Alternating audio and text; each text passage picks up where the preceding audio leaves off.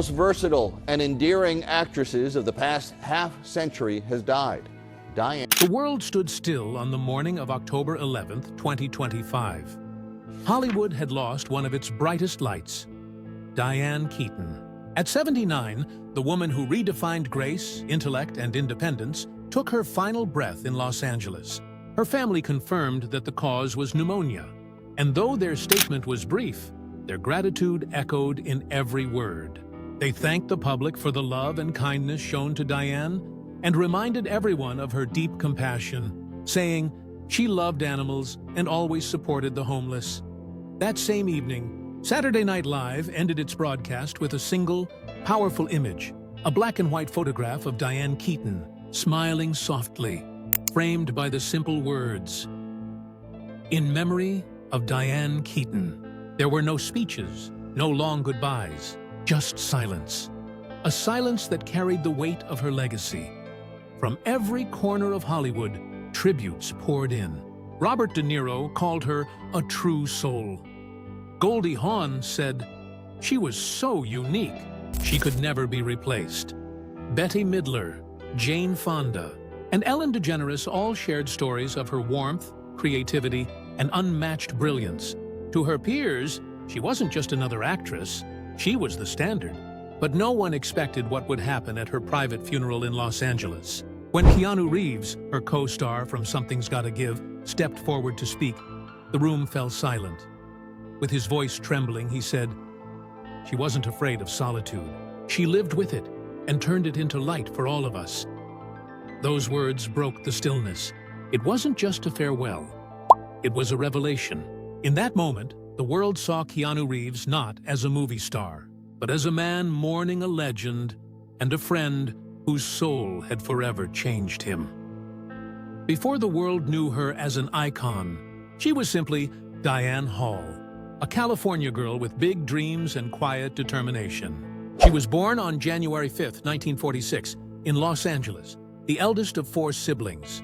Her father, John Hall, was a civil engineer, and her mother, Dorothy Keaton, an amateur photographer who taught her daughter to see beauty in ordinary things. It was from her mother that Dianne inherited her keen eye for observation, her love of light, and her belief that art lived everywhere, in the smallest details. Dianne grew up in Santa Ana, where she joined choirs, performed in school plays, and discovered her love for storytelling. After attending Santa Ana College and Orange Coast College, she took the bold step that would define her life. In 1968, she left California and moved to New York City to pursue acting. Her first big break came on Broadway in the musical Hair. The show was famous for its boundary-pushing performances, but when other cast members appeared nude on stage, Dianne refused. Her choice wasn't an act of rebellion, but of principle. She proved that conviction could be more powerful than conformity. Yet, success came with pressure. She was told to lose weight, to change herself, to fit someone else's image of beauty. Under the strain, she developed an eating disorder that haunted her for 4 years. Later, she reflected on that time, saying, "I used to eat 20,000 calories a day just to throw it up. I wanted to be accepted." Therapy helped her recover, and she emerged from the darkness stronger than ever. "Fear taught me strength," she said, a sentence that would define her entire life. In 1969, her path crossed with Woody Allen during the play Play It Again. Sam. They became close, both personally and professionally, bound by humor, wit, and a mutual understanding of life's absurdities. From that connection came a cinematic revolution. Annie Hall in 1977. The title came from her nickname Annie and her real last name, Hall. It wasn't just a character, it was Dianne herself, captured on film. Woody Allen once said, "I just filmed her being herself." The performance earned her the Academy Award for Best Actress and turned her into the face of a new kind of woman on screen. Intelligent, independent, and unapologetically original. Her loose trousers, vests, and men's hats became a fashion movement. Dianne Keaton had made individuality the new beauty. As her fame grew, the light around her became both illuminating and blinding. In 1981, she starred in Reds, directed by Warren Beatty, a massive production that pushed her to her limits. She confessed that there were moments when her hands shook from exhaustion, but the film became a triumph, earning critical acclaim and multiple awards. Behind the applause, however, Dianne began to feel the burnout. She took time off to recover, to rediscover herself beyond the noise of fame. Her return came with Baby Boom in 1987, where she played a businesswoman whose life is turned upside down when she becomes a single mother. The film was a hit and turned her into a symbol of modern womanhood. But when her next film, The Good Mother, failed at the box office, she didn't retreat. Instead, she evolved. She began choosing roles that spoke to her heart rather than her reputation, focusing on emotional truth rather than glamour. Her personal life was as fascinating as her career. Her long and complicated relationship with Al Pacino, her co-star from the Godfather trilogy, lasted nearly 2 decades. Their chemistry was undeniable, their bond deep, but their paths ultimately diverged. Dianne once told him, "Either marry me or let's end it." He chose his path, and she chose hers. Reflecting later, she said, "I didn't marry because I didn't want to trade away my independence."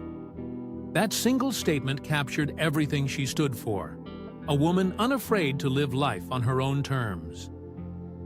By the 1990s, Dianne Keaton transitioned from muse to storyteller, stepping behind the camera to direct Unstrung Heroes, 1995, a film that earned critical acclaim and even an Academy Award nomination. It marked a turning point in her career, revealing her gift not only for acting but for shaping stories with depth and soul. Beyond film, she published photography books and memoirs that celebrated imperfection and found poetry in everyday life. Her grand renaissance arrived in 2003 with Something's Gotta Give, directed by Nancy Meyers and co-starring Jack Nicholson and Keanu Reeves.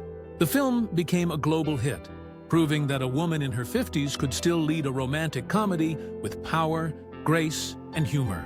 Rumors swirled about her and Keanu, but she simply smiled, saying, "I love Keanu as a wonderful friend." Off-screen, Dianne became a global ambassador for L'Oréal Paris and devoted herself to causes she cherished, supporting the Helen Woodward Animal Center, helping the homeless in Los Angeles, and embracing motherhood by adopting her daughter Dexter and son Duke, finding joy in a simple, grounded life. In early 2025, Dianne sold her Brentwood home, a property she had personally designed and renovated. Architectural Digest later called it Dianne Keaton's Aesthetic Manifesto, describing it as bright, simple, and deeply personal. 2 weeks after the sale, she passed away. The timing felt poetic, as though her story had been perfectly framed from beginning to end. In one of her final interviews, she was asked if she had any regrets. She smiled softly and said, "I have no regrets. I've lived my way." Those 6 words perfectly captured her essence: fearless, free, and fulfilled. Her estate, estimated at around $100 million, was placed in a family trust for her children, ensuring privacy and stability. But Dianne's greatest legacy was not her wealth. It was her philosophy, that true beauty lies in individuality, that freedom is sacred, and that kindness is the purest form of art. Even in her final months, she continued to attend charity events. At one Helen Woodward Animal Center fundraiser, despite declining health, she arrived quietly, refusing to draw attention. She simply wanted to help. That was Dianne Keaton, humble, compassionate, and genuine until the very end. Her influence still echoes through Hollywood. The menswear-inspired fashion she made famous in the 1970s continues to inspire stars like Emma Stone, Kate Blanchett, and Kristen Stewart. She proved that individuality could be elegant, that difference could be magnetic, and that authenticity never fades. From the curious little girl in Santa Ana to the Oscar-winning icon who changed how the world saw women, Dianne Keaton lived with honesty, courage, and joy.